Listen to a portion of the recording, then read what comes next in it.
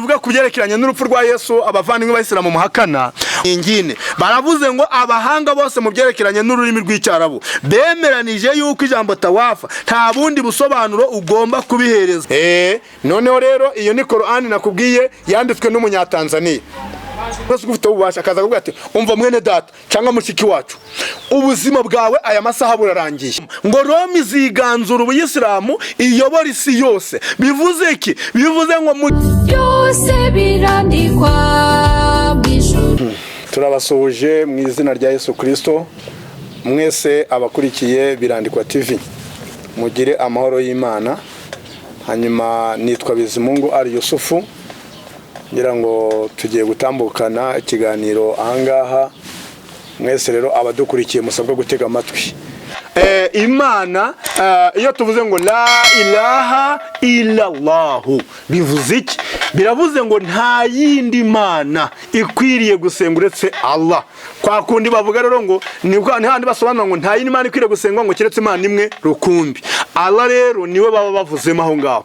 Niyo mpamvu bavuze amagambo y'icyaro babisobanuye neza cyane. La ilaha nta yindi mana, urumva, illallah uretse Allah, ya mana ishobora byose. Rero wavuga ilahi, wabivuga ku wundi muntu wari we wese, wabivuga no ku kigirwamana runaka nkuko abantu bamwe babyita ngo nibigirwamana. Ikintu cyose washaka gusenga ukigize Imana wakigira ilahi, ariko ntiwakigira Allahu, ntabwo byakunda. Ubwo ndabasobanuriye kugira ngo mubyumve neza rwose. Izi ntambara twe kujya duhura nazo mu madini ya Gikristo bashaka gusobanura ibintu ko bitari.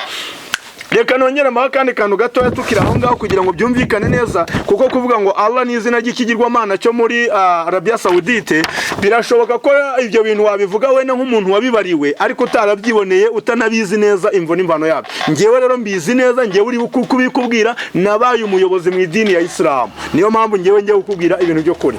Baramutse urabona mu Kinyarwanda iwacu twari tuzi ngo Imana, abazungu bageze mu Rwanda b'abapadiri banze ko tuvuga Imana, baravuga ngo muvuge Mungu, kubera ko bari baje bazi igiswahili baturutse za Tanzania.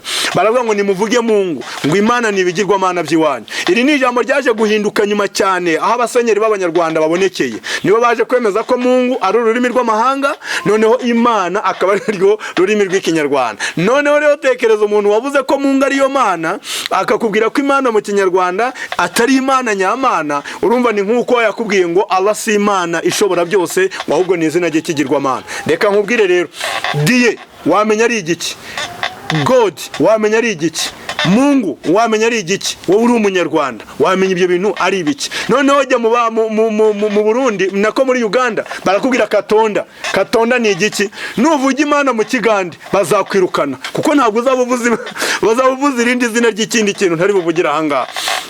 Uvuza Imana mu Kigande. Noneho nujya mu Iringara hano hirya muri Kongo barakubwira ni Nzambe. None se urumva ayo ni amazina yose bagenda bita Imana bitewe n'ururimi n'ahantu abantu bari.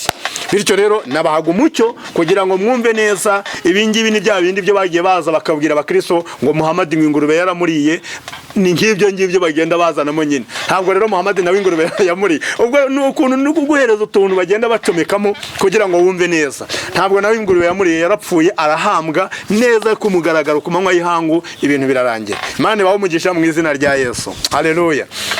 Kristo Yesu rero tugaruke, nari ndimo ndababwira kuri Kristo Yesu uvugwa muri Colowani. Kristo Yesu ninde? Twagiye muri Colowani. Ubu nongeye gukoresha Ikinyarwanda, ndagenda koresha igiswahili gakeya kubera ko Ikinyarwanda kigira amakosa menshi, anariyo mpamvu bagenda nabo bakivugurura cyane. Ariko reka manze nkoresha Ikinyarwanda. Colowani nziranenge iravuga iki kuri Yesu mu isura ya 3 aya ya 45. Haravuze ngo ubwo marayika yavugaga ati yewe Mariyamu, mu by'ukuri Allah araguha inkuru nziza y'ijambo rimuturutseho, izina rye ni Masihi. Wabyumvise ngo ni inkuru y'ijambo rimuturutseho, ya jambo, inkuru ya jambo riturutse ku Mana, jambo turutse ku Mana, izina rye ni Masihi. Urumva ariyo Masihi ni ijambo ry'igihe ry'icyarabu, mu gihe burayi bavuga mahashiya, noneho mu Kigiriki bakavugamo Kristo. Uwasizwe mu Kinyarwanda niko twabisobanura, ni uwasizwe. Noneho Isa naryo reka ndivuge, hari mu nyemerere abanyamakuru banyihangane kano karuko kavugeho. Isa nahuye n'abahanga n'abantu bo mu bakristo baratubwira ngo nitwe tugakoresha izina Isa ngo kubera ko iyo tuvuze Isa ngo tuba twatinye kuvuga izina rya Yesu ngo kugira ngo iryo zina ngo ridakubita abantu ngo kuzina rya Yesu ngo girukana abadayimoni. Ni ukubabeshya, ntabwo izina Yesu gusa urivuze kurivuga gusa mu kanwa kawe ntabwo byakwirukana abadayimoni rwose, ntabwo bibaho. None ndashaka kugusobanurira Isa na Yesu impamvu uyu munsi dufite Yesu. Reka nkubwize ukuri, Yesu Kristo mu Giheburayo ntabwo iryo zina ribayo. Yesu ntabwo iri zina riba mu Giheburayo. Mu Giheburayo rero habayo irihe zina? Yesu mu Giheburayo, uyu Yesu ijambo rye izina rye risobanura ngo mukiza n'Imana ni Yehoshua mu rurimi rw'Igiheburayo, ni Yehoshua. Anariyo mpamvu yitwa Yehoshua Mahashia mu rurimi rw'Igiheburayo, ni Yehoshua Mahashia. Noneho biraza kubera ko Kristo abayeho mu gihe cy'Abagiriki kandi ururimi rw'Ikigiriki ariko rwari rwiganje cyane, baza kuvanaho Yesu Yehoshua bavuga Izisi mu rurimi rw'Ikigereki, Izisi mu rurimi rw'Ikigereki. Noneho Isis rimaze kuboneka ryo ry'Ikigiriki, baza gufata izina Mahashia barisimbuza Kristo mu Kigereki. Ndashaka ngo wumve neza, barisimbuza Kristo mu Kigereki. Iri zina rya Isis rero niryo ryaje kuza kuko Icyongereza gifitanye isano n'Ikigiriki. Noneho bahita bavanamo Isis bavuga Jesus. Ibintu byumvikane neza, bavuga Jesus ariwe Jezi mu Gifaransa. Baza noneho baje iwacu muri Afrika bakoresha igiswahili cyitwa Yesu. Urumura byumva, bakoresha igiswahili cyitwa Yesu. Umunyarwanda wejo bundi w'umukatolike nawe arangira avuga ati reka twe gukoresha Yesu tuvuge Yezu. Urumva, ibi byose ni uburyo izina ryagiye rihindurwamo bakarizana. Noneho iri zina riri kuva mu Kigiriki ryahise ryinjira mu Gihindi, bahita bandika Iza. Aho kuba Isis bavuga Iza. Iza rero rivuye mu Gihindi rirambukana mu muntu za mu Barabu, rigeze mu Barabu bavuga ngo ni Isa. Noneho rero aho niho iryo zina ryagiye riragaragarira. Noneho rero iri zina Yehoshua ryo mu Kigiriki iyo ryo mu Giheburayo iyo rihise ryambuka rikagwa mu Cyarabu ntabwo bakoresha Isa, bahita bakoresha Yasura. Iryo niryo zina ry'Icyarabu kuri Yesu, ni Yasua. Noneho rikaba rijya guhuzana Yehoshua cyangwa Yahashua mu rurimi rw'Igiheburayo. Mahashia rihise rikubita mu Cyarabu niryo rihita riba Masihi, ariryo bita rero uwasizwe mu Kinyarwanda. Aho naho mbahaye umucyo, murakoze Imana baho umugisha mu izina rya Yesu. Rero izina rye ni Masihi Isa mwene Mariyamu, ni umunyacyubahiro ku isi no ku munsi w'imperuka cyangwa mu buzima buzaza hanyuma. Hano ni babikoresheje neza cyane ngo no mu buzima buzaza hanyuma y'ubu Kristo azaba ari umunyacyubahiro. Mubyumve neza, azaba ari umunyacyubahiro ngo kandi azaba ari umwe cyane mu begereye Imana. Kristo rero n'ubundi turabizi Colowani Yarabivuga yarazamuwe yicara iburyo bw'Imana ishobora byose. Uyu ni Kristo, ijambo ry'iki? Ijambo ry'Imana. Urumva Colowani sura ya 4 aya 171. Ndavuga kuri Kristo Yesu, niwe nashatse kwibandaho kuri uyu munsi wa none. Colowani yebana ndavuga Colowani cyane kurusha ko ndavuga Bibiriya, kuko Bibiriya yo musanzwe muyizi, abakristo murimo murabyumva, ngiye ndimo ndabwira cyane cyane abayisilamu. 171 Colowani sura ya 4 aya 171 havuga ngo iki? Haravuze ngo haravuze ngo yemwe abahawe ibitabo cyangwa yemwe bene ibitabo, ahirira kitabu,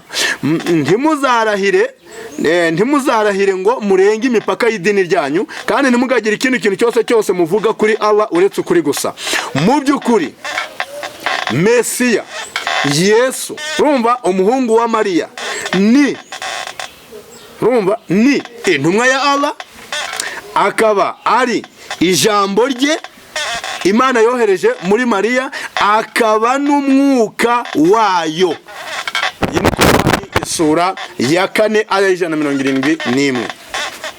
Kristo Yesu ni intumwa y'Imana, icyo ni kimwe. Icya kabiri ni ijambo ry'Imana, Imana yohereje muri Mariya. Ijambo rya gatatu nuko Kristo Yesu ari umwuka w'Imana, Imana yohereje muri Mariya. Ayo mazina atatu avuzwe hano muri Colowani. Rero urumva Kristo Yesu. Reka tujye mu isura ya 19. iriya sura ya gatatu ya mbere yitwa surati Ali Imran, ni isura yitiriwe umuryango Kristo Yesu avukamo. Isura tugiye gusoma rero ni ya 19, ni isura yitiriwe nyina wa Yesu ariwe Mariyamu. Reka wumve amagambo avugwa hano ajya guhuza neza neza nari muri Luka igice cya mbere.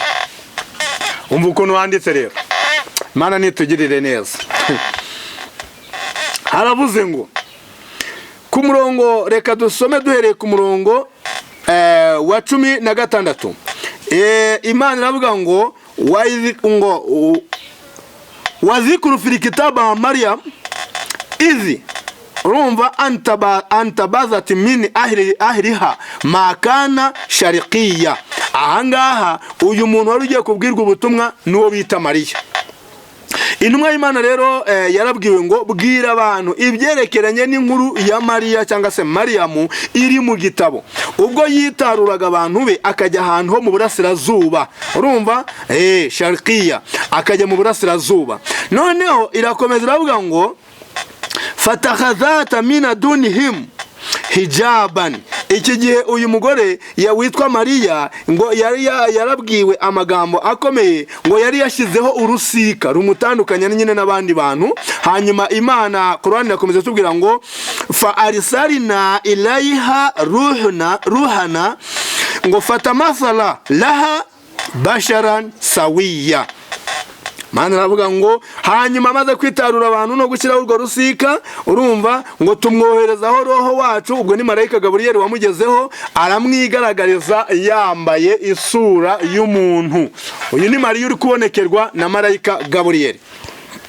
Yaramubonekeye rero amubwira ngo iki, yavuganye nawe, avugana nawe amubwira ati amubwira aya magambo akomeye, aramwigaragariza, aramusuhuza, aramubwira ngo ni amahoro.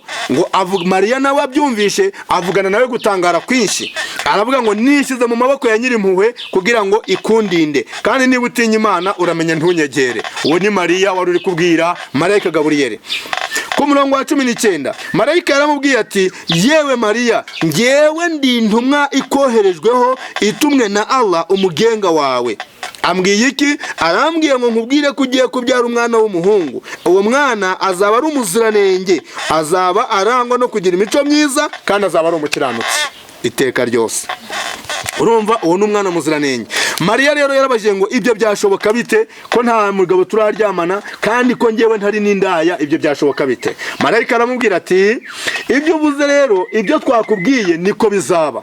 Urumva hano hakoreshejwe ijambo ry'Icyarabu njyaga gusoma, hano havuze ngo qala kazariki. Ibyo ngo yavuze ngo ibyo byaremejwe bidasubirwaho.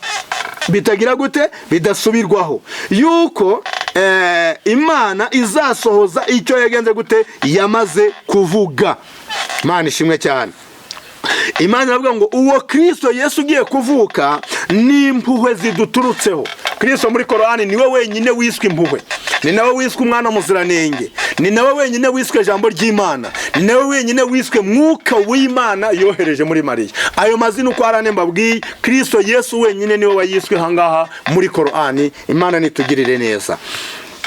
Rero kubera ko ari itegeko ry'Imana, Mariya yahise asaminda. Ayo namakuru ntari busome cyane kuko ni maremare hano muri sura 19. Uzashaka azagende abisomemo arebe izo nkuru zose zivugwa kuri Yesu.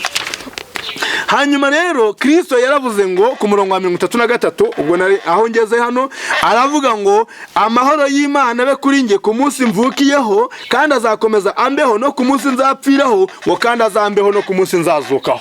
Ndashaka kubwira umuyisilamu uvuga ko Kristo Yesu atapfuye aze kumbwira, azadusobanurira tubwire Kristo azapfa ryari. Niba Kristo avuze ngo amahoro y'Imana kuri nge ku munsi navutseho, abe no kuri nge ku munsi nzapfiraho, azabe no kuri nge ku munsi nzazukaho. Ese Kristo yaravutse ntiyapfa? Ese Kristo atapfuye ntiyazutse?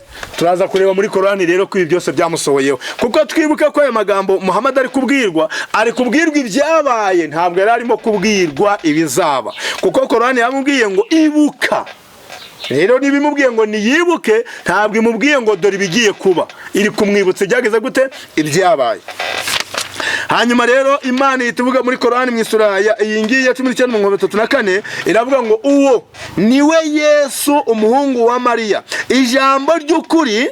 Urumva ijambo ry'ukuri, urumva abantu benshi bashidikanyaho. Uwo niwe Yesu, zalika Isa ibn Maryama qawla lihaqo allazi fihi yamutaruna. Uwo niwe Yesu Kristo, ijambo ry'ukuri abantu bashidikanyaho. Ubishaka gusobanukirwa neza nkuko twasomye mu isura ya 10 haratubwira ngo nuramuko ushidikanyije kubyo twaguhishuriwe uzamanuka ujye muri bya bitabo bya mbere byakubanjirije, Taurati na Injili. Bibiriya itubwiye iki muri Injili? Usome mu isura ya mu gice cya mbere cya Luka, urahasanga ayo magambo aho Kristo Yesu bavuzweho aya magambo akurikira. Kansome umurongo wenda umwe wonyine, ntago ndasoma muri byinshi nakurangiye igicuri busomemo kuko byose tubivuza ntago twabirangiza. Mwihangane dusome muri Luka rero. Twagiye muri Luka igice ni icya mbere ku murongo waho tugiye gusoma ku murongo waho wa mirongo kansome ku murongo wa 32 haravuze ngo 31, dore ugiye gusama inda uzabyara umuhungu uzamwite Yesu, azaba umuntu ukomeye. Muhuza n'aya magambo twasomye ko azaba umuntu ukomeye hano ku isi no kugeza ku bihe bya nyuma, mu buzima bwa nyuma buzabaho. Uwo ngo azaba akomeye, azaba umuntu ukomeye, azitwa umwana w'isumba byose, Nyagasani Imana azamugabira ingoma ya sekuruza Dawidi. Hanyuma 35 hatubwira ngo umumarayika w'Imana aramusubiza ati, mwuka muziranenge azakuzaho n'ububasha bw'Imana isumba byose bukumbatire, nicyo gituma umwana uzavuka azaba umuziranenge, yitwe umwana w'Imana. Hanyuma kugira ngo tubone ko yabaye ikimenyetso kigirwa impaka nkuko Bibiriya bitubwiye ngo ni ijambo abantu benshi bashidikanyaho bamujyaho impaka. Izi mpaka zizakomeza kugeza kumeruka. Abantu bajya impaka kuri Yesu rwose mukomereza aho ngaho, mukomeze mugendemo mutyo kuko ni ukugeza kumeruka, kuko Colowani nayo irabyemeje na Bibiriya rero irabivuga. Bibiriya umuntu ufite ndashaka mumfashe Bibiriya yera ariyo munsomeramo aya magambo kuko hano wenda ku bantu babimenyereye bashobora kutabyumva neza. Umuntu usoma asome ijambo ryumvikane hano babyumve neza. Ansomere ku gice cya 2 cya Luka ansomere umurongo wa 34 n'uwa 35. Karibu Luka igice cya 2 34 kugeza 35. Mwegereje mikoro. Kandi nawe inkota izagucumita mu mutima. Mane guumugisha mu izina rya Yesu. Musomyi wacu usomye neza cyane. Uyu ashiriweho kugira ngo abe ikimenyetso kigirwa impaka, kugira ngo ibiri mu mitima ya benshi bihishurwa bishyirwe hehe ahagaragara. Rero Kristo agomba kubaho agatuma abantu benshi bajya impaka, bamwe bakagwa abandi bakabyuka. Ababyutse ni abamwemeye, abaguye ni nk'aba turimo turabwira kugira ngo babyuke ahubwo be gukomeza guhera mu bugwe. Oya, Imana ntishaka ko mukomeza kurambarara hasi aho mwaguye, irashaka mubyuke noneho mumenye neza Kristo Yesu. Mwese Imana nibashyigikire. Reka twikomereze rero dusome Colowani turebe icyo Colowani irimo iravuga noneho. Ngiye kujya muri Colowani mu isura yaho ya 21. Colowani isura yaho ya 21 turebe uburyo Kristo Yesu ari ijambo ry'Imana, kuko nabivuzeho muri Colowani. None ko twabisomye Kristo Yesu ni ijambo ry'Imana ate ko tumaze kubibona? Colowani iracyabihamya. Colowani rero iracyabihamya. Reka turebe isura ya 21 ku isura yaho ya 21 aya ngiye kukubwira ya 60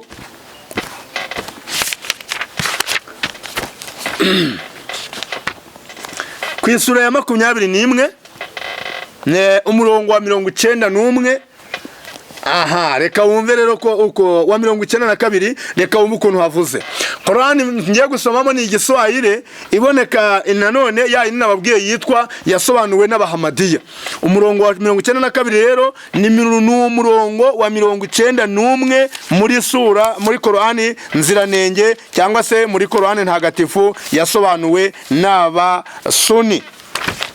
Leo mu Kiswahili avuze ngo namkumbukeni yule mwanamke aliyelinda tupu yake na tukampulizia roho yetu na tukamfanya yeye na mwanawe ishara kwa walimwengu. Haleluya. Mana ishimwe cyane. Urumva uyu murongo uratubwiye ngo mwibuke umugore cyangwa se umwari, ijambo umwari warinze ubusugi bwe. Urumva reka tuyisome mu Kinyarwanda uzabyisomere nawe ku murongo wa 91. Hano haravuze ngo ibuka Mariyamu umukobwa warinze ubusugi bwe kugeza ubwo twamuhumekeyemo umwuka wacu. Ariko nawe tekereza umwuka w'Imana uhumekerwa ku mugore, umukobwa nkuriya w'isugi nyine. Urumva ntabwo ari umwuka upfuye kubera aho ngaho. Uyu ni umwuka uhushwe muri Mariya ugiye guhindukamo undi umuntu runaka. Urumva rero ngo Imana yavuga ngo twamuhushemo umwuka wacu maze we n'umuhungu we tubagira ikimenyetso. Inshallah ni ikimenyetso cyangwa se igitangaza. Agirwa igitangaza ku bantu. Kristo Yesu agizwe ikimenyetso. Urumva noneho twihute dusome none ku murongo ku gice cya 23 umurongo wa 51. Kristo Yesu agizwe ikimenyetso ku bantu kandi twabibonye ni ikimenyetso kigirwa iki impaka. Hanyuma ku murongo ku isura ya 23 aya yaho ya 51 ya 51 hano haravuze ngo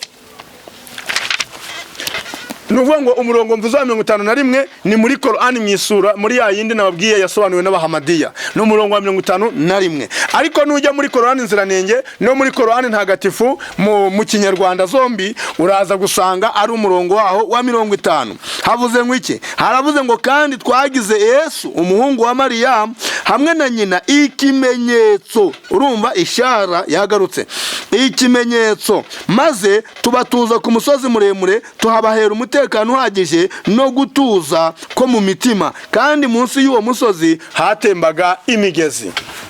Urimo urabyumva? Uyu ni Kristo Yesu urimo urabu iki yagizwe ikimenyetso. Urumva iyi ni imvugo. Tekereza nawe Imana gufata umwuka wayo ikawuhuha muri Mariya. Hanyuma ntabwo ari umwuka upfuriye kubera aho ngaho. Ntabwo ari roho zisanzwe nk'izabandi bantu bose bafite. Kizo natwe dufite nk'iroho indimo nanjye. Oya. Uwo ni umwuka w'umwihari kuvuye mu Mana uturutse ku Mana. Mwibuke amagambo twasomye yavuzwe n'intumwa y'Imana Mohamed.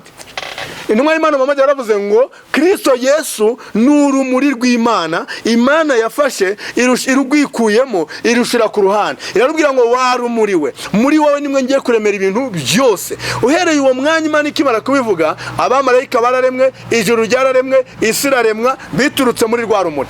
Iyo usomye neza muri Korani muri Korani isura ya 4 aya 171 muri Korani yingiye muri kureba hano. Iyi ngiyi ninuza nafasha agapapuro gato kugira ngo ngaragaze iyi Korani. Iyi ngiyi sinzi niba umukameraman ari bushobore kukabona aya magambo yanditse aha kugira ngo nkurangire neza aho uzajya gusoma wowe unteze amatwi uri no kundeba muri uyu mwanya. Wahabonye? Aha, reka rero mbasomere nanone abutashoboye kwasoma neza. Iyi ni Korani takatifu ni mu Kiswahili iliyofasiriwa na marehemu Sheikh Abdullah Saleh Al-Farsi. Iyi ni Korani yasobanuwe na nyakwigendera uyu mushehe batubwiye witwa Abdullah Saleh Al-Farsi aliyekuwa kazi mkuu wa Kenya. Kazi mkuu wa Kenya nuvuga ngo yari umuntu ushinzwe ubutabera mu idini ya Islamu mu gihugu cya Kenya. Yari umucamanza mukuru. Urumva? Rero ikatangazwa na The Islamic Foundation. Nuvuga ngo abayitangaje nabo bayisilamu i Nairobi muri Kenya ugakurikirana uyu mugabo ukaza kumumenya. Muri ya Korani mwisura ya 4 aya 171 muri ya Korani maze kubereka yasobanuwe na Abdullah Saleh wo muri Kenya. Yageze aha hantu hakurikiranye kukubwira avuga amagambo akurikira.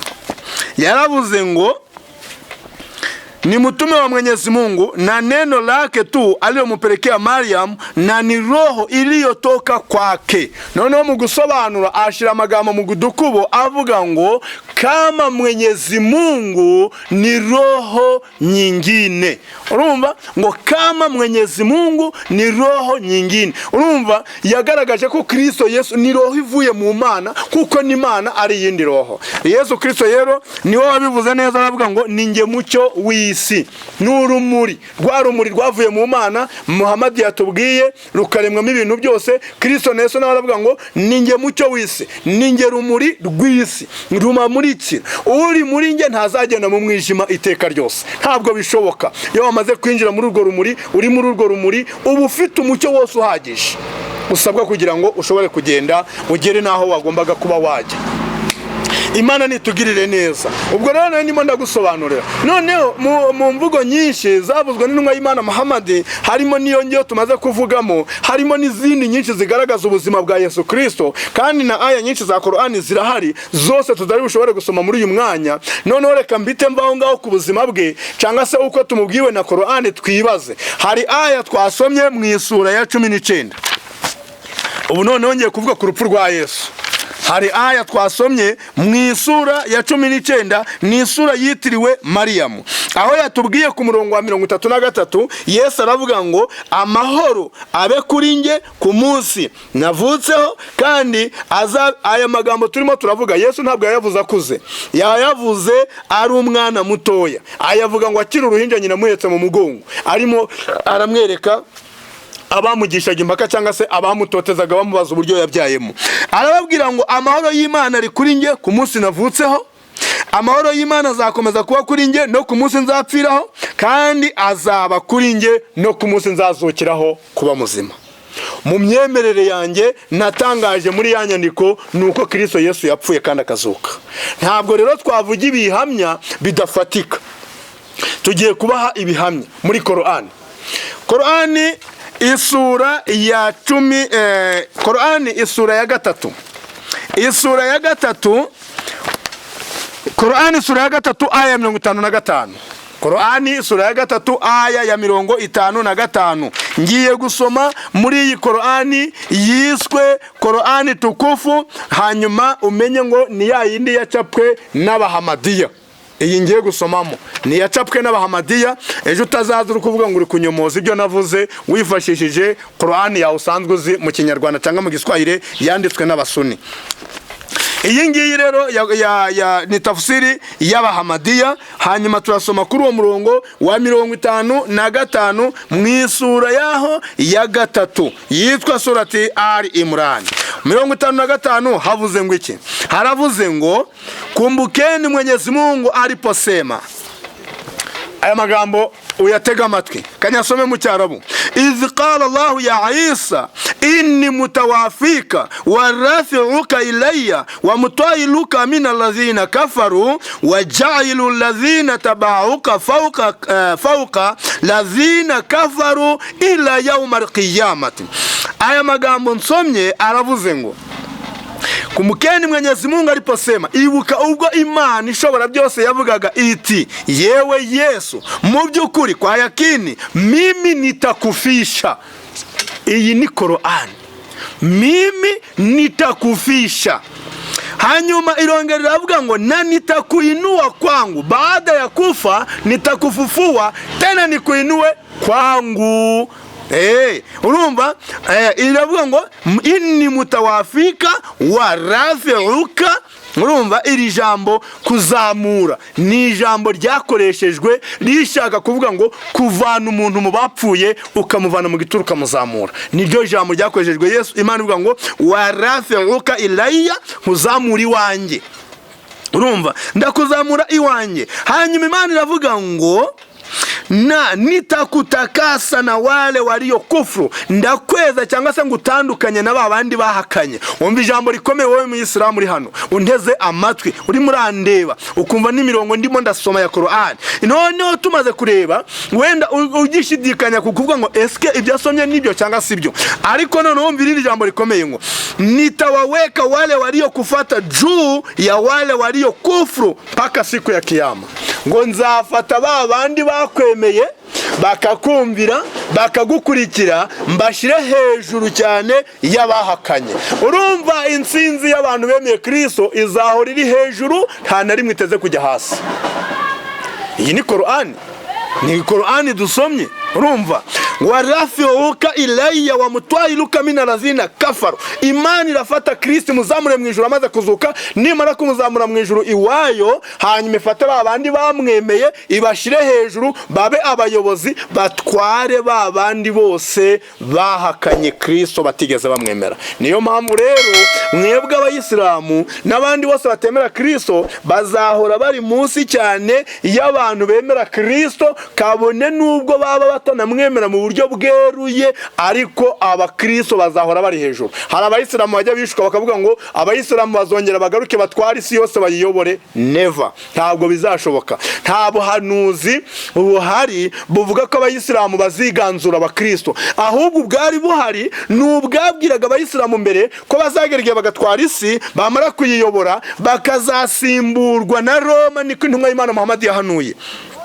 Iravuga ngo bazagerageza basimburwe na Roma, ngo Roma iziganzura ubuyisilamu iyobora isi yose. Bivuze iki? Bivuze ngo mu gihe cy'intumwa y'Imana Mohamed Roma yari ubukristo. Roma nicyo cyari icyaro cy'ubukristo. Abantu bashidikanya kuri ibyo bajya gusoma surati Rum barabisobanukirwa neza muri Qur'an. Surati Rum irababwira uburyo havuzwe amagambo abaroma batsinze n'uburyo batsinzwe bagatsindwa n'abafarasi, hanyuma baze kumenya uburyo abarabu bibwambye kuri Muhammad mu gihe cy'umwami w'abarabu yarayoboye barwanye Muhammad cyane. Bamubwiye amagambo akomeye, baramubwira ngo abaroma baratsinzwe. Hahita hamanuka isura ya Qur'ani yitwa surati Rum iramubwira ngo abaroma batsinzwe. Niko abantu barimo kwigamba ngo ariko babwire ngo vuba ahangaha insinzi y'Uwiteka Imana, insinzi ya Allah iraza kugaragara. Bigushushanyiriza iki wowe Muhammad?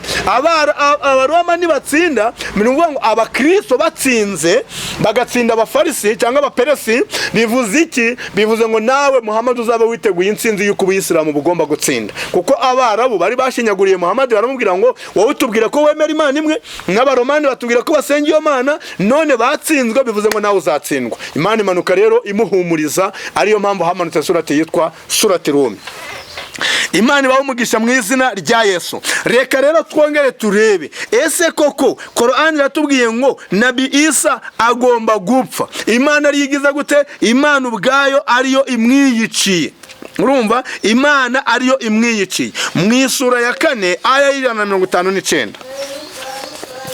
Sura ya 4 aya y'159 cyangwa se 158 muri Qur'an ntagatifu. Aya 158 muri Qur'an ntagatifu cyangwa se Qur'an nziranenge. Qur'an nimvuga Qur'an ntagatifu iraba ari ikinyarwanda mu basuni, nimvuga Qur'an nziranenge araba ari Qur'an y'ikinyarwanda mu bashia. Hanyuma nimvuga mu Qur'an takatifu cyangwa se Qur'an tukufu araba ari Qur'an mu Giswahili ngiye gusoma. Ibi bintu byumvikane neza. Hanyuma rero iravuga ngo mu Giswahili haravuze ngo, ariko reka mane nsome mu cyaro bumva uko havuze. Haravuze ngo bari rafahu Allahu ilayhi wa kana Allahu azizan hakim. Ngo bari Mwenyezi Mungu ali mnyanyua kwake, Mwenyezi Mungu ni mwenye nguvu. Urumva? Mwenye hekima. Bivuze iki? Hano baravuze ngo hano hari gusubiza ikibazo cyari kivuzwe ku murongo w'158 muri Qur'an ndi gusoma yitwa Qur'an tukufu mu Giswahili. Umva ukuntu havuze ngo na kusema kwao, abo n'abayahudi babaga bigamba ko bishe Yesu, hakika tumemuua Masihi Isa mwana wa Mariamu. Ngo nukuri ngo twebwe twishe Yesu umuhungu wa Maria, mtume wa Mungu, intumwa y'Imana. Noneho Korani avuze ngo hari hawakumuua wala hawakumufisha msalabani bali alifananishwa kwao. Hano havuze iki? Abayahudi barigambye bariyemera cyane ko Kristo yapfuye bakamuheza mu gituro. Ariko Korani iza kubavuguruza. Mwebwe ntabwo urupfu mwamwishe ari urwo mwamwiciye ku musaraba kuvuga ngo arapfuye arangije gupfa aragiye ngo none ngo ubwagiye ngo akabagiye mu gituro ngo ubwo nyine ngo birarangiye. Oya, ngo ahubwo yahinduwe kuri mwe imbere yabo. Iyi mvugo rero ya Korani sasa, ahangaha niho abayisilamu bamwe bajya baza bakavuga ngo Yesu yaragiye, kuko iyi aya bayifashisha abasuni cyane cyane, barayifashisha bari kuvuga ngo Yesu yarahinduwe, ngo afata isura y'undi muntu, warangije gufata isura y'undi muntu, ngo wundi muntu ngo abari we umanikwa ku giti. Sasa abahanga mu bya Korani bo babajije ikibazo gikurikira. Aba bahanga banditse hano kuko baba bamaze gutanga imirongo ya Bibiriya ihamye urupfu rwa Yesu, bo bagenda nabo bagiye bajya gushakisha bakora ubushakashatsi kugira ngo basobanure kuri iyi aya. Baravuze ngo mbese niba Kristo yarambaye isura y'undi muntu, kuko hano bakoresheje ijambo shubiha ryavugaga guhindurwa, kumera arapfa, barabibona batangira kwibaza impamvu yapfuye. Noneho rero abahanga baravuga ngo niba Yesu Kristo nkuko abasuni babivuga yarambaye isura y'undi muntu, agafata ubwiza bwe cyangwa isura ye akayambika undi akaba ari gupfa, barakubaza ngo uyu muntu wapfuye mu mwanya wa Yesu ninde? Aba niko abanditse iyi Korani basobanura, abahanga mu bya teoloji ariko mivuga ya Kisilamu. Barakubaza ngo ninde uyu muntu, amazina ye nibayatubwire, avuka mu muhe muryango w'Abayahudi, sibyo? Nibamara kuvuga amazina ye batubwira umuryango w'Abayahudi avukamo. Ese nyuma y'urupfu rwe nayahe mateka yamuvuzweho? Niba ari ntayo, aba bayisilamu bavuga ko Yesu yahinduye agafata isura y'undi muntu hanyuma akaba wa wundi akaba ari ujya kubambwa mu mwanya we, bano bo baravuga ngo iminwa yanyu ni iceceke, ntaco izi. Mana ishimwe, iminwa yabo ni iceceke. Guhindurwa isura, ngo Yesu yihinduriye isura mu nzu, ngo ahantu ngo yanga undi musore ngo arayambara. Uku ni ugupacapaca, baba babuze ikintu babivugaho. Kubera iki? Ubutaha nkundira tuzavuga ngo ni ukubera iki abayisilamu barwanya urupfu rwa Yesu Kristo ku musaraba. Tuzavuga impamvu yabyo kuko nayo irahari, mwami yarayihishuriye.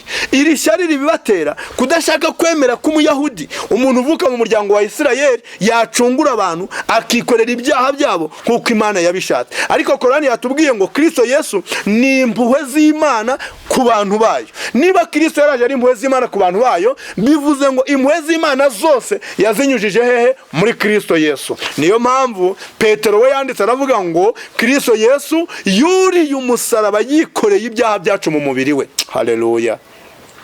Yurira umusaraba yikoreye ibyaha byacu mu mubiri we kuko yaje ari impuhwe z'Imana. Ubuntu bw'Imana tubonera hehe? Muri Kristo Yesu. Hanyuma rero Imana irangije kuvuga aya magambo dusomye hano muri aya 158 ariyo aya 157 muri Korani nziranenge. Harimo amagambo akomeje atubwira ngo bari Mwenyezi Mungu ari munyanyua kwake, nyuma yuko Kristo ahinduriwe imbere yabo nk'uwapfuye akamera nk'upfuye, na nyuma yo gushirwa mu gituro arazuka arazamurwa. Imana yavuga ngo nuko ngo Imana imuzamura iwayo, kubera ko Imana ari inyambaraga, ngo kandi Imana akaba ari inyabugenge ishoboye guca urubanza n'intabera. Yaciye urubanza rero iramuzamura. Ikindi gihamya dore ngiki aya 160 cyangwa se 159 muri Korani nziranenge na Korani ntagatifu, ngo na hakuna yeyote katika watu wa kitabu ila aliyemwamini kabla ya kifo chake, naye Masihi siku ya kiyama atakuwa shahidi juu yao.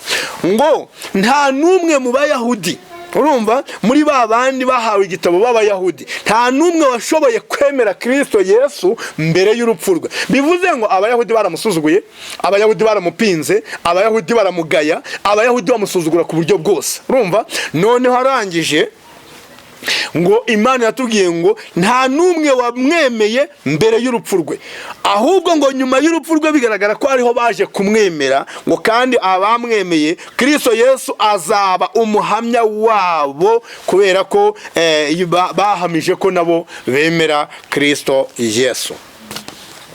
hanyuma Colowani nanone urupfu rwa Yesu nagiraga ngo wenda niba biza gushoboka banyegereze Colowani ntuza telefone hano hari Colowani cyaka nanone kubereka kuko hari gihe bazavuga bati hari gihe bazavuga bati iriya Colowani yasomye ni y'abahamadiya kandi abahamadiya we nabo ntitwemerana nabo kuko ni itsinda abayisilamu bamwe na bamwe batemera bapinga yaba bashiya bapingira itsinda yaba basuni bapingira itsinda reka rero mbahe imirongo muri Colowani abasuni bose bafite abasuni bemera ba Tanzania ba Kenya ba hehe mwibuke ko ahantu twasomye murakoze cyane mwibuke ko ahantu twasomye muri Colowani aho tusomye kubyerekeranye n'urupfu rwa Yesu Colowani nziranenge na Colowani ntagatifu ariko Colowani yasobanuwe n'abashiya yo mu Giswahili yaravuze yakoresheje amagambo twasomye ngo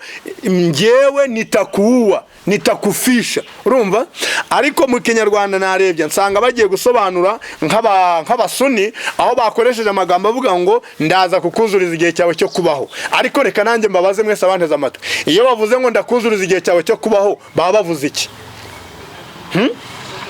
ndakuzuriza igihe cyawe cyo kubaho ubuzima wari ufite ngiye kubusoreza ahangaha mburangiriza ahangaha baba bagiye kugukora iki baba bagiye kukwica nubwo mu gihe cyawe cyo kubaho cyarangiye uyibaza nawe umuntu ajya agahita tuvuge n'umuntu wakoresha iterabwoba cyangwa n'undi muntu wese ufite ububasha akaza kuvuga ati umva mwene data cyangwa mushiki wacu ubuzima bwawe aya masaha burarangiye tubushizeho iherezo ubwo se abakubwiye ko ejo uzakomeza kuba uriho abakubwiye ko agiye kugusoza nyine igihe cyawe cyo kubaho kirarangiye rero yaba Colowani nziranenge cyangwa Colowani ntagatifu ivuga ngo ndakuzuriza igihe cyawe cyo kubaho ndashaka kukubwira yuko nta kindi bivuze nuvuga ngo turakwica nyine uve ku isi ugende rwose urumva hanyuma y'igihe Imana izakuzamure iwayo yaramuzamuye Kristo rero ariko reka mbaye Colowani y'igiswahili nshaka kugira ngo uze nawe gusoma Colowani y'igiswahili ngiye kuguha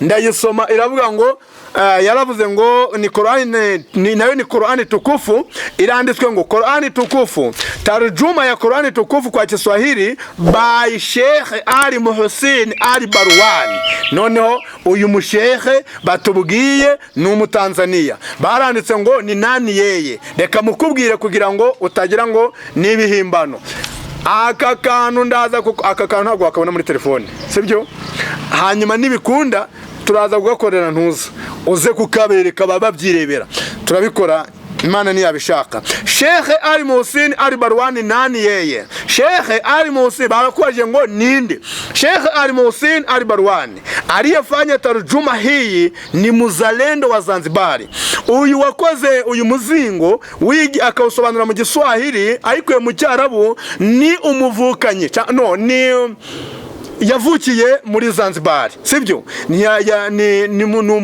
ni kavukire muri Zanzibar sibyo aliyezaliwa urumva aliyezaliwa tarehe 13 Januari yavutse muri ari amatariki ya 13 mu kwezi kwa mbere mu mwaka w'1919 akapata mafunzo ya dini kwa baba yake Sheikh Muhsin bin Ali yafashe inyigisho kwa se witwaga nawe yari Sheikh Muhsin mwene Ali na akwa wanazuoni wengineo wa Afrika ya Mashariki kandi yakira ubumenyi no mu bandi banyacubahiro abamenyi b'abahanga bo mu gice cha Afrika y'Iburasirazuba pia Sheikh alisema Ali amesoma elimu ya zara katika chuo kikuu cha Makerere yafashe inyigisho zisumbuye haba mu buryo bwa politike cyangwa se no mu buryo bw'iyobokamana cyane cyane muri politike mu ishuri rikuru rya Makerere ariyo bise Makerere University nguvuga ngo aho ni muri Uganda aho yagiye gufatira shahada ye cyangwa se diploma ye nkuru muri rwego rwa politike alianza maisha yake kwa kufanya kazi ya zara na ualimu yakoze imirimo ya politike n'ubwarimu hanyuma katika mu mwaka w'1987 aliacha kazi ya serikali areka kazi ka leta ili ashughulikie jihadi ya inchi yake na umma wake kugira ngo akore afite agire mbese ashira umuhati cyane mu kwerekeranya n'igihugu cye ndetse n'umuryango we alikuwa muhariri mkuu wa gazeti la Mwongozi, yari umwanditsi mukuru w'igitabo cyitwa Mwongozi cyangwa ikinyamakuru kwa muda wa miaka 15, mu gihe cy'imyaka 15. Mwongozi, iki kinyamakuru cyitwa Mwongozi lilikuwa ni gazeti la siasa, cyari ikinyamakuru cya politike la ijtimaa la dini, kandi kikagira n'uruhare mu myandikire y'ivyerekeranye n'idini y'Ubuyisilamu, na ilikuwa maarufu kwa kazi yake kubwa ya kudai haki za wananchi na kutapakaza misingi ya Kiislamu huko Zanzibar. Nuvuga ngo mbese kwiza inyigisho z'idini ya Islamu. Noneho icyo tugiye kurebaho niki, uyu mwumvisha ni umusuni, ntabwo ari umushiya, nta nubwo ari undi, ni umusuni. Uyu musuni rero reka wumve uko yabivuze nawe ku rupfu rwa Yesu. Ku rupfu rwa Yesu, Korani 3:55, nawe yemeje ko Yesu Kristo, ndasoma amagambo make sinde basome menshi kuko nagwaga aya, nawe yasobanuye aya 55. Yaravuze ngo pale Mwenyezi Mungu aliposema ngo muri uwo mwanya cyangwa se aho ngaho Kristo malaika w'Imana Imana yaravuze ngo ewe Isa, ngo yewe Yesu, mimi nitakufisha, ngo ngewe ndakwica. Nakurangiye Korani, uzasoma aya magambo kugira ngo utaza kubyitiranya nuko nasomye Korani imwe yonyine. Noneho rero iyo ni Korani nakubwiye yanditswe n'umunyatanzania. Hanyuma ageze ku murongo, avuye kuri uyu murongo araza noneho agaruka hano ku isura ya 5. Ku isura ya 5, sura Al-Maida, aya y'117 yavuze ngo iki? Yavuze ku murongo w'117, wowe utubwira ngo Kristo Yesu ngo Imana yaravuze ngo ndakuzuriza igihe cyawe cyo kubaho. Umva noneho Kristo yarageze mu ijuru ku munsi w'imperuka uko azaba ari marasobanura, azavuga ngo iki?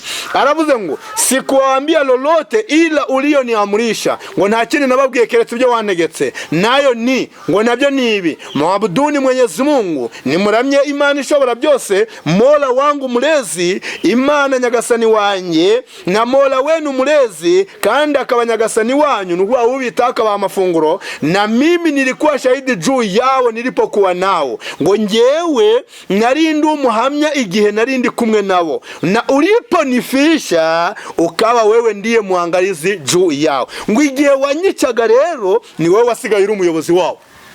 Iyi ni Korani. Igihe wanyicaga wewe wasigaye ari wowe muyobozi, ari wowe ubahagarariye, na wewe ni shahidi juu ya kila kitu, ngo nawe uri umuhamya kuri buri kintu cyose. Aha ni muri Korani sura ya 5 aya 117. Muri Korani yasobanuwe n'abasuni ba Tanzania. Amaze gupfa, Kristo Yesu agiye gupfa, agiye kuzamurwa mu ijuru, yabwiye abigishwa be ngo ntago mbasize mwenyine, simbasize nk'iki nk'imfubye, ahubwo mbasigiye umufasha uzabana namwe ibihe byose. Mwuka wera yarasigaye, asigara tuyobora, kandi koko Kristo yari yigiriye mu ijuru adusigira umufasha woherejwe n'Imana. Narindimo ndaguha imirongo igaragaza urupfu rwa Yesu. Hanyuma rero tukiri aho ngaho, urumva narindimo ndagusobanurira kugira ngo dusobanukirwe neza, tumenye ibi bintu byose. Ijambo ari mutawafika ni ijambo rikomeye abantu benshi bananiwe gusobanura. Wenda waza mukanyo kambwira ngo mutawafika bisobanura ikindi kintu, ngo mbese ngo nabikuye. Ngewe rero ndinjira mu musozo w'aya magambo kuko nibabwiye ko ari ibintu birebire cyane, ariko ngiye kubabwira ku musozo w'aya magambo, amagambo mutawafika icyo risobanuye bene data, kubera ko ntabwo tuvuga ibintu twagiye ngo twicare duhimbe. Nabahaye imirongo ya Korani ibigaragaza ko Yesu Kristo yapfuye. Mutawafika, abahanga bitwa Ibn Abbas, ni ndugu yake Mtume Muhammad sallallahu alaihi wasallam, yari umuvandimwe w'intumwa Muhammad, na ambaye alikuwa mwanachuoni mkubwa kabisa, ngo kandi yari umunyacubahiro gikomeye cyane. Ametafsiri mutawafika kuwa mumituka, yani nitakufisha. Urumva yasobanuye ijambo mutawafika akoresha ikindi cyarabo kivuga ngo mumituka, yani nitakufisha, ngo bisobanuye ngo ndakwica. Uyu ni Ibn Abbas, ni umuvandimwe w'intumwa y'Imana Muhammad, yabereyeho rimwe n'intumwa y'Imana Muhammad. Wowe wejo bundi ntabwo wamenya icyarabo gusumbya uyu muntu, nta nubwo wamenya icyo intumwa y'Imana yavuze muri Korani gusumbya uyu nguyu witwa Ibn Abbas, wabanye n'intumwa y'Imana Muhammad akaba n'umuvandimwe we.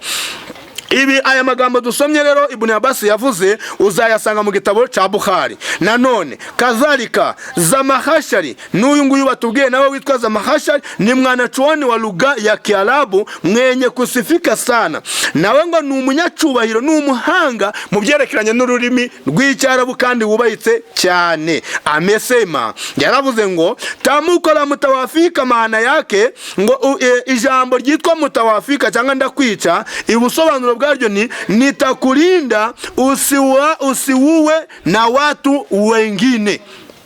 Yavuze ko ari ijambo risobanuye ko nta wundi muntu ugomba kugira uruhare ku kwica wowe ubwawe. Ngo niba Imana yavuze ngo nitakufisha ni Imana ubwawe yabigizemo uruhare kugira ngo wowe upfe. Kristo rero yapfuye ku mugambi w'Imana, yemera ko Imana yemera ko apfa, arapfa apfira hariya ku musaraba nyine. Arapfa rero arashingurwa arahambwa. Kuwa Al-Kashifi nico gitabo uzagenda ubisomemo. Kwa hakika wanachuoni wote wa lugha ya Kiarabu wanakubaliana kuwa tawafa kama linavyotumika hapa haliwezi kuwa na tafsiri nyingine. Baravuze ngo abahanga bose mu byerekeranye n'ururimi rw'icyarabu bemeranije yuko ijambo tawafa nta bundi busobanuro ugomba kubihereza keretse urupfu cyangwa se kwica. Wanachuoni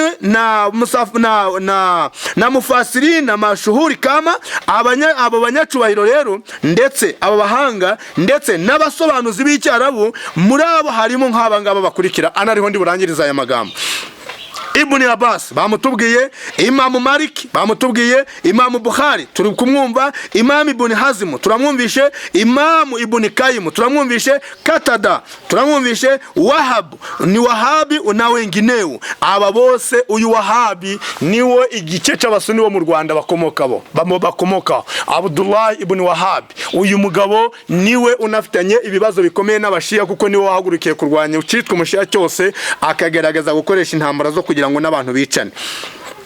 Uyu rero batubwiye witwa Wahabi. Hanyuma ahanga aba bose ni abanyacubahiro bemeje yuko ijambo tawafa twari tuvuzeho risobanura ngo gupfa cyangwa se urupfu. Nico rero bivuze. Rero iri jambo tawafa aba bagabo bose baryemeje. Abahanga mu rurimi rw'icyarabu rero bihute bajya gushaka ibi bitabo bikurikira. Igitabo cha Bukhari sura yitwa sura tafsiri. Igitabo cha Bukhari sura yitwa Badul Khalaq. Igitabo cha Bihari. Igitabo cha Al-Muhalla Cairo mu igice cya mbere umurongo wa 23. Ndetse wongera ushaka igitabo cyitwa Maad ukurasa urupapuro rwa 19. Ndetse wongera ushaka ikindi gitabo cyitwa Mansuri, wongera ushaka igitabo cyitwa Kathir. Ibi bitabo bizaguha ibisobanura kuri ijambo ryitwa tawafa, ubisobanukirwe neza. Rero iri jambo rivuga kubyerekeranye n'urupfu rwa Yesu abavandimwe b'Abayisilamu muhakana, urumva ibisobanuro byose tuguhaye ni ibisobanuro byimbitse, ni ibisobanuro by'ukuri, ni ibisobanuro hano. Igitabo ntari buvugeho cyane ni igitabo cyanditswe n'Abayisilamu cyitwa ngo Yesu kafia wapi. Iki gitabo mubona kirimo ibihamya bifatika. Wabibonye? Aha, iki gitabo rero cyanditswe n'uyu mugabo murimo murabona hano inyuma.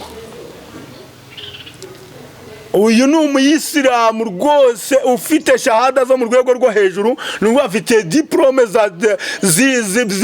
z'iby'idini ya Islamu mu buryo buhanitse. Uyu mugabo rero witwa Dr. Shamsi, urumva bamwita Maulana Jaluri Dini Shamsi. Alizaliwa mwaka uriya yavutse mu 1901. Alipata hati ya excellence cyangwa se ya honor in Arabic. Yafashe igitabo, yafashe diplome iri mu rwego rwo hejuru yubahitse yo mu rurimi rw'icyarabu katika Punjab University, na pia alihitimu kozi ya kuwa mubashiri wa Kiislamu na akapata shahada kutoka katika jamii ya Ahmadiyya Qadian. Uyu mugabo murumva ko akomeye cyane, ni umuntu uhambaye mu idini y'Ubuyisilamu. Niwe wanditse ikintu bita Yesu kafia wapi, Yesu yaguye he. Muri iki gitabo muzasangamo amafoto y'isanda bamushinguyemo, bamuhambyemo, amafoto y'ibyabaye, muzasangamo amakuru menshi yaho yifashishije Bibiriya, ndetse ahandi akifashisha amateka y'Abayisirayeli y'ibyabaye muri Isirayeli. Ajya gutangira rero yaranditse aravuga ngo urupfu rwa Yesu no kubambwa kwe ku musaraba ni ikintu kidashidikanywaho bidashidikanywaho n'abahanga mu byerekeranye n'amateka y'ibyabaye mu gihugu cya Isirayeli. Arabisobanura rero, asobanura mu buryo burembure, ntabwo najyamo ngo nsome kereka dufite umwanya. Rero ubishaka azashaka kino gitabo Yesu Kafiya Wapi, kishobora kuboneka mu Cyongereza, cyaboneka no mu Giswahili, mu Kinyarwanda nta kirabonekamo. Uzagishake nawe wisomere, wumve amateka baguha y'imibabaro Kristo yababaye, anagusobanurire ko abavuga ko Kristo atagiye ku giti ari ababeshyi, kandi abo ni abayisilamu bagenzi be. Abo rero ngo ni ababeshyi, ibyo bavuga ntabwo babizi, ibyo babyita guhuzagurika. Imana nitugirire neza. Noneho ndi mu gusoza, ndashaka gusoza mbere yuko nyiri ikintu nkubwira wowe muvandimwe w'umuyisilamu unteze amatwi, waba uri umugabo cyangwa se uri umugore. Ndashaka gusoza sasa, ariko mu gusoza kwanjye ndashaka kugusomera aya magambo ari ahangaha. Imana hano muri Colowani mu isura ya 3 aya ya 60, reka turebe uyu murongo ngiye kugusomera. Haravuze ngo 61, uzakugisha impaka wese kuri ibi nyuma yo kugerwaho n'ubu bumenyi, uzajya umubwira uti nimuze duhamagara abana bacu n'abana banyu, abagore bacu n'abagore banyu, natwe ubwacu namwe ubwanyu, hanyuma dusabe duciye bugufi umuvumo wa Allah ube kubabeshyi. Aya ni amagambo ari muri Colowani sura ya 3 aya 61. Hanyuma rero Imana ihita igaruka ngo ibyo tugusomera ni imirongo y'ibyahishuwe, ni n'urwibutso rw'ubuhanga. Mu by'ukuri urugero rwa Yesu ariho mu gihe kiragereho imbere ya Allah ni nk'urugero rwa Adamu. Aya ni amagambo dusanga no muri Bibiriya ko Yesu Kristo ari Adamu wa kabiri, hakaba hariho na Adamu wa mbere ariwe wa wundi twese dukomokaho. Rero yavuze ngo urugero rwe ni nk'urwa Adamu uriya wa mbere, ngo Adamu wa mbere yabumbwe mu gitaka, Imana irangije iramubwira ngo nabeho abaho. Imana irakomeza itubwira mu isura ya muri iyi aya 60 ngo uku ni ukuri guturutse kwa Allah umugenga wawe, uramenye wowe unyumvise ntube mu bashidikanya. Uramenye ntube mu bagenza gute, mu bashidikanya. Imana ni kugirire neza. Hanyuma rero Imana imaze kukubwira aya magambo, ikindi gikurikiraho ni iki? Korani iratubwiye ngo ku murongo wa 63 mu isura ari Imran n'ubundi ngo dore nimwe mwigiza nkana mukajya n'impaka ku byo musanzwe muzi neza. Mwebwe ubwanyu abayisilamu murajya impaka, kandi mukajya impaka z'urudaca, mukajya impaka ku byo mwari musanzwe muzi neza. Urumva neza? None ni kuki mujya impaka ku byo mutazi?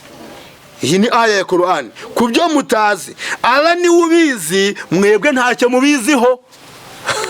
Niyo mpamvu Allah yabihishuye, arabigaragaza, agaragaza imbaraga za Yesu, agaragaza ubutware bwa Yesu, ko azaba ari umutware hano ku isi no kugeza mu buzima bwa nyuma, aricyo gihe cy'imperuka. Agaragaza ko Kristo ariwe mpuhwe z'Imana, niwe mpuhwe z'Imana yigaragarijemo.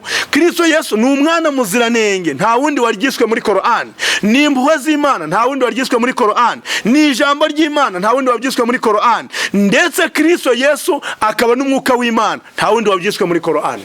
Imana nitugirire neza. Rero turi mu gusoza, amagambo navuga kuri Yesu ni menshi. Colowani mu isura ya 5 hatubwira uburyo, no muri isura ya 3 iyo ukomeje gusoma hatubwira uburyo abigishwa ba Kristo Yesu we ubwe bari abahamya b'ukuri. Niyo mpamvu Colowani yabise hawariyuna. Iyo mirongo ntabwo ndi buyijemo, iyo mirongo ntayigiyemo ndayirekera ntyo kugira ngo nawe ugende wikorera ubushakashatsi. Icyakora ubutani binshobokera nzayigarukaho. Turi mu guhamya uburyo Imana yagaragaje ko ba hawariyuna cyangwa abigishwa ba Kristo Yesu bari abahamya b'ukuri. Bityo rero ibyo bahamije ni ukuri. Niba abakristo abigishwa ba Yesu bahamije ko Kristo yapfuye, wowe urajya impakute? Kereka niba uvuze ko Colowani yavuze ibinyoma igihe Colowani yavugaga ko Kristo Yesu ari ijambo ry'Imana kandi akaba yarapfuye. Igihe Colowani yahamyaga ko abigishwa ba Kristo bahamije ubuhamya bw'ukuri. Ubutaha rero tuzabirebaho. Wowe ujya impaka ugende wisomere mu isura ya 5 n'iyi sura ya 3 bisome, uzasome neza witonze, uzasanga mwayo magambo nkubwiye. Igihe Imana yavugaga ngo hawariyuna n'abahamya b'ukuri. Ndi mu gusoza umurongo umwe wa Colowani sura ya 61. ni naho ngiye gusoreza, hanyuma nkubwire rwose wihangane wowe wanteze amatwi. Umva, ibi bintu ndimo ndakubwira namaze igihe kirekire ntarabyemera. Nawe rero ushobora kuba utabyemera cyangwa utanashaka no kubyemera, ariko umva ukuntu hano handitse. Haratubwiye ngo Imana iravuga ngo yemwe abemeye yemwe abemeye, ni isura ya 61 umurongo wa 14. Yemwe abemeye nimube abakora ibikorwa byiza bagamije kugarurira Allah no kumuhesha icyubahiro cyangwa se ikuzo, nk'uko byavuzwe na Yesu Kristo umuhungu wa Mariya akabibwira abigishwa be muri aya magambo. Ayo ni amagambo ndi gusoma muri Colowani, utagira ngo ni Bibiriya, dore ni Colowani mfashe. Aravuga ngo ni bande biteguye kuba ku ruhande rwanjye bakanshigikira. Uwo ni Yesu. Ni bande biteguye kuba ku ruhande rwanjye bakanshigikira, bakamfasha gukora umurimo wa Allah yampaye gukora. Abigishwa be muri kiriya gihe bahise bamusubiza bati, ni ukuri twahisemo gukorera Allah no gushyigikira umurimo we. Nyuma yaho ngo bamwe mu bana ba Isirayeli, babandi batigeze bemera Kristo, baje baramusuzuguye, ariko abandi bagira gute? Baremera. Bamaze kwemera rero ngo nuko dushigikira babandi bemeye, tubaha imbaraga n'ububasha batari basanganywe bwo kurwanya abanzi babo, maze barabatsinda.